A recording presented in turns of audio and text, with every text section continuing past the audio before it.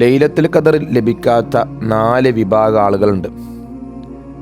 അവർക്ക് അവരുടെ ജീവിതത്തിൽ ലൈലത്തുൽ ഖദർ ഇല്ല. അവരവസാനത്തെ 10 അതിനെ പ്രതീക്ഷിച്ചിരുന്നാൽ പോലും അത് ലഭിക്കുകയില്ല. അതിനുവേണ്ടി പരിശ്രമിക്കേണ്ട, അവർക്ക് ലൈലത്തുൽ ഖദർ ഇല്ല എന്ന് സയ്യിദനാ റസൂലുള്ളാഹി സ്വല്ലല്ലാഹു അലൈഹി വസല്ലം. 4 വിഭാഗത്തിന് ലൈലത്തുൽ ഖദർ ഇല്ല. അതിലെ ഒന്നാമത്തെ വിഭാഗം, നമ്മൾ ആ ലിസ്റ്റ് കേട്ടതിന് ശേഷം നമ്മൾ സ്വയം ഒന്ന് വിലയിരുത്തിയാൽ മതി. നമ്മൾ അതിലുണ്ടോ? അല്ലെങ്കിൽ നമുക്കറിയുന്നവർ അതിലുണ്ടോ? നമുക്കറിയുന്നവർ അതിലുണ്ടെങ്കിൽ അവരെ കൊണ്ട് നമ്മൾ തിരുത്തുക. നമ്മൾ അതിലുണ്ടെങ്കിൽ നമ്മൾ സ്വയം തിരുത്തുക. അതിലൊന്നാമത്തെ വിഭാഗമായിട്ട് പറയുന്നത്, ഹബീബായ തങ്ങൾ പറയുന്നു, മുദ്മിനു ഖംറിൻ, കള്ളുകൂടി നിത്യമാക്കിയ ആൾ. കള്ള് കുടിക്കുന്ന ആൾക്ക് ഒരു പക്ഷേ അത് നിർത്തിക്കഴിഞ്ഞാൽ അള്ളാഹു പുറത്തു കൊടുക്കും. ഇത് നിത്യമാക്കിയ ആളുകളുണ്ടാവും. റമദാൻ മാസമൊക്കെ ആയിക്കഴിഞ്ഞാൽ താൽക്കാലികമായിട്ട്, സീസണായതിൻ്റെ പേരിൽ താൽക്കാലികമായിട്ട് നിർത്തിവെക്കും. ഇനി ബാക്കി ആഫ്റ്റർ റമദാൻ കഴിഞ്ഞതിന് ശേഷം ബാക്കി തുടങ്ങാം എന്ന് വിചാരിച്ച് നിർത്തിയ ആളുകളുണ്ടാവും. അവരെ വിഷയമല്ല പറയണത്. അവർക്ക് ലൈലത്തുൽ ഖദർ ഇല്ല. റമദാൻ ആയതിൻ്റെ പേരിൽ ഇനി മുതൽ അങ്ങോട്ട് കള്ള് കുടിക്കില്ല എന്ന് ദൃഢനിശ്ചയമെടുത്തിട്ട് അവിടുന്ന് അങ്ങോട്ട് കള്ളുകൂടി നിർത്തി നന്നായൊരു മനുഷ്യൻ, അയാൾക്ക് അള്ളാഹു പുറത്തു കൊടുക്കും. റമദാനായിട്ട് നിർത്തി അത് കഴിഞ്ഞിട്ട് വീണ്ടും തുടങ്ങാൻ ഉദ്ദേശം മനസ്സിലുണ്ട്, അവനക്ക് ലൈലത്തുൽ ഖദർ ഇല്ല. ലൈലത്തുൽ ഖദർ അത്തരം ആളുകൾ പ്രതീക്ഷിക്കണ്ട എന്ന് ഹബീബനാ റസൂലുള്ളാഹി സ്വല്ലല്ലാഹു അലൈഹി വസല്ലം.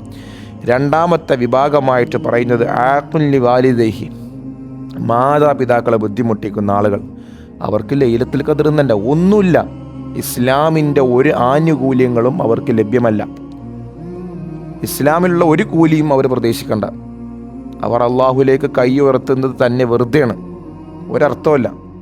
ലൈലത്തുൽ ഖദർ എന്നല്ല ഒന്നും ലഭിക്കില്ല, ഒരു പ്രതിഫലവും അവർക്ക് ലഭിക്കാൻ പോകുന്നില്ല മാതാപിതാക്കളെ ബുദ്ധിമുട്ടിക്കുന്ന ആളുകൾക്ക്. അതുകൊണ്ട് അത്തരം വിഭാഗത്തിനും ലൈലത്തുൽ ഖദർ ഇല്ല എന്ന് സയ്യിദനാ റസൂലുള്ളാഹി സ്വല്ലല്ലാഹു അലൈഹി വസല്ലം. മൂന്നാമത്തെ വിഭാഗമായിട്ട് പറയുന്നത് ഖാത്തിഉർ റഹിമി, കുടുംബബന്ധം മുറിക്കുന്ന ആളുകൾ. വാക്കാലോ പ്രവർത്തിയാലോ കുടുംബബന്ധം ഒരാൾ മുറിച്ചിട്ടുണ്ടെങ്കിൽ അത് ചേർക്കാത്ത കാലത്തോളം അവൻ പള്ളിയിൽ പോയിട്ട് കാര്യമില്ല, സ്വതക്ക കൊടുത്തിട്ട് കാര്യമില്ല, സൽക്രമങ്ങൾ ചെയ്തിട്ട് കാര്യമില്ല, സക്കാത്ത് കൊടുത്തിട്ട് കാര്യമില്ല, നിസ്കരിച്ചിട്ട് കാര്യമില്ല, ഹജ്ജിന് പോയിട്ട് കാര്യമില്ല, എന്ത് ചെയ്തിട്ടും കാര്യമില്ല. കുടുംബബന്ധത്തിന് ഭയങ്കര വലിയ വാല്യൂ ആണ് ഇസ്ലാം കൊടുക്കുന്നത്.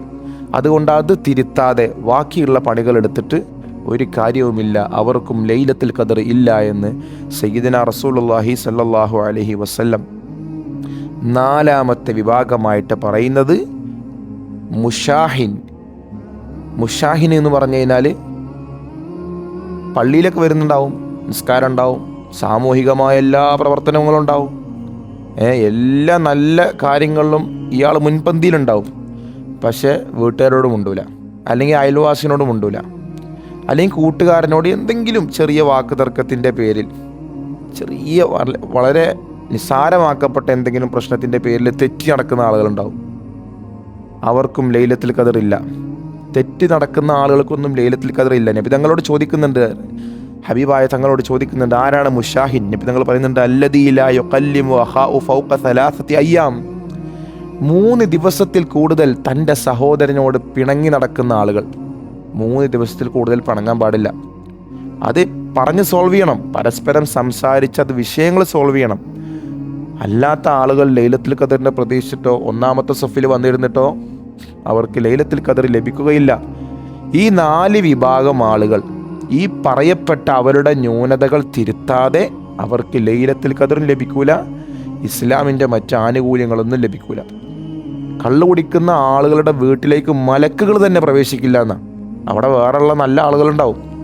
അവരുടെ ദുആക്കും ഉത്തരം ലഭിക്കണമെങ്കിൽ മലക്കുകളുടെ ഒരു ആമീൻ, അതിൻ്റെ ഒരു സാന്നിധ്യം അവിടെ വേണം. ആ സാന്നിധ്യം പോലും ലഭിക്കില്ല. കാരണം ഈ കള്ളു കുടിക്കുന്ന ആൾ ഈ വീട്ടിലുള്ളത് കൊണ്ട് ആ വീട്ടിലേക്ക് മലക്കുകൾ തന്നെ കയറൂല.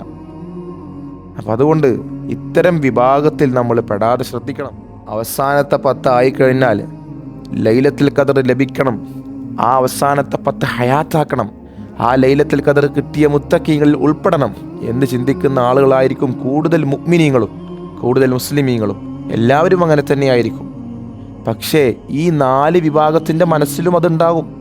ഈ പറയപ്പെട്ട 4 വിഭാഗത്തിൻ്റെ മനസ്സിലും ലൈലത്തുൽ ഖദർ എത്തിക്കഴിഞ്ഞാൽ, അല്ലെങ്കിൽ അവസാനത്തെ 10 എത്തിക്കഴിഞ്ഞാൽ പടച്ചോനെ നല്ല രീതിയിൽ ഇബാദത്ത് ചെയ്യണം എന്നൊക്കെ മനസ്സിലുണ്ടാവും. പക്ഷേ ഈ പറയപ്പെട്ട ന്യൂനതകൾ നമ്മളിലുണ്ടെങ്കിൽ ആ ചിന്ത മനസ്സിലുണ്ടായിട്ട് കാര്യമില്ല.